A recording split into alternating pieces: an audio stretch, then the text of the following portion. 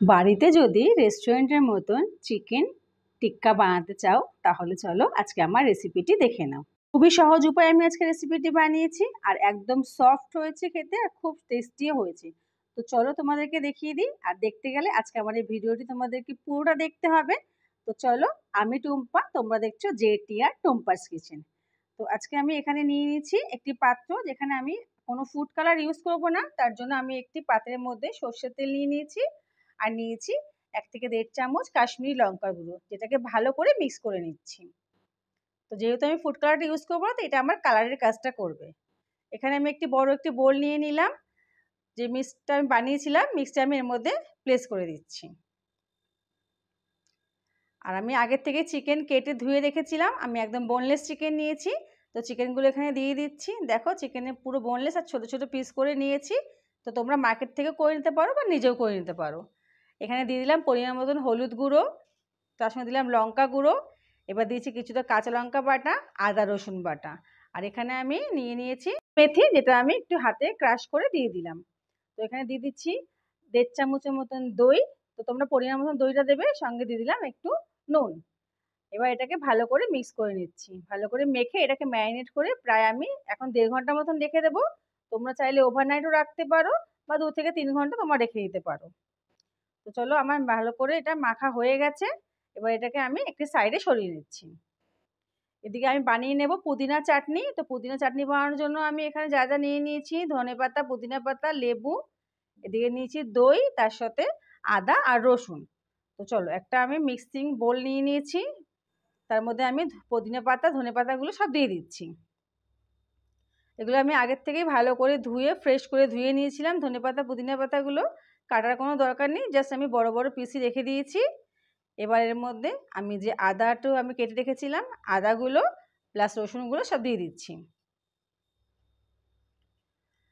আর যে হাফ লেবু আছে, লেবুর রসটা এখানে আমি চিপে দিয়ে দিচ্ছি। লেবুটা দিলে ব্যালেন্সটা খুব ভালো থাকবে, খুব টেস্টও হয় খেতে।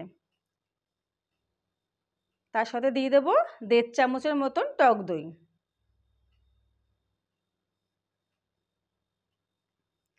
দিয়ে দিচ্ছি 2টো কাঁচা লঙ্কা, একটু পরিমাণ মতো নুন দিয়ে এবার আমি পেস্টটাকে বানিয়ে নিয়ে আসছি। তো চলো, আমার পেস্টটা রেডি হয়ে গেছে। তো দেখতেই পাচ্ছ, কালার দেখেই বুঝতেই পারছো খুব সুন্দর কালার হয়েছে আর একদম রেস্টুরেন্টের মতনই টেস্ট হবে খেতে। তো তোমরা নিজেরা এটা ঘরে বানিয়ে নিতে পারবে যেভাবে রেস্টুরেন্টে বানায়। আচ্ছা, এখানে আমি চিকেনগুলো নিয়ে নিয়েছি। আমার কাছে 2টো স্টিক আছে, তো স্টিকের মধ্যে আমি এখানে ভরে নেব। যাদের স্টিক নেই সেটাও আমি দেখিয়ে দেবো কী উপায় আপনারা স্টিক ছাড়া বানাবেন। তো আমি স্টিকের মধ্যে এখানে প্লেস করে নিচ্ছি। খুব বেশি দেওয়া দরকার নেই, 3 থেকে 4টে দিলেই হবে। তো আমি 2টো স্টিকের মধ্যে এখানে দিয়ে দিলাম ভালো করে। তো চলো, এবার দেখিয়ে দিচ্ছি। এখানে আমি ওভেনে একটি তাওয়া বসিয়ে নিয়েছি, তার মধ্যে আমি ভালো করে বাটার ব্রাশ করে নিলাম। এবার স্টিক দুটোকে আমি এখানে দিয়ে দেবো। এই সময় আমি গ্যাসের ফ্লেমটা একদম লো করে রেখেছি। একটু উল্টে পাল্টে এটাকে ভালো করে ফ্রাই করে নেব। তো এখানে আমার যেহেতু মশলাটা একটু কম হয়ে গেছে, তো ওপর থেকে আমি মশলাটাও দিয়ে দিলাম। তো চলো, এটাকে উল্টে পাল্টে ভালো করে ফ্রাই করে নিচ্ছি। দেখতে পাচ্ছ হালকা কালারও চলে আসছে।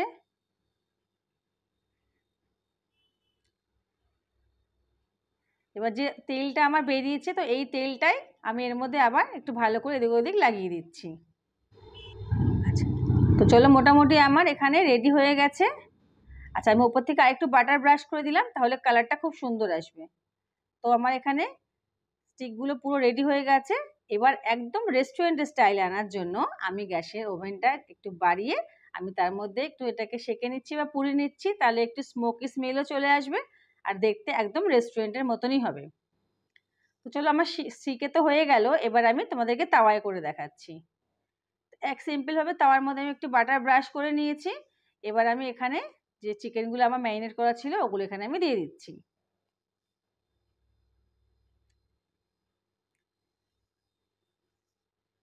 যেহেতু আমি এখানে স্টিকে করছি না, তো এটাকে ঢেকেও দিলাম গ্যাসের ফ্লেমটাকে লো করে।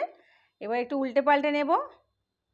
মোটামুটি 2-3 বার উল্টে পাল্টে নিলেই হবে। এক্ষেত্রে আমার চিকেনটা মোটামুটি 50% সফট হয়েই যায় ম্যারিনেটের সময়। তো 2-3 বার ঢেকে উল্টে পাল্টে নিচ্ছি। দেখো, আমার পুরো অয়েলগুলো এখান থেকে বেরিয়ে এসছে। তো অয়েলটাই আমি আবার এখান থেকে নিয়ে এর মধ্যে ব্রাশ করে দেব।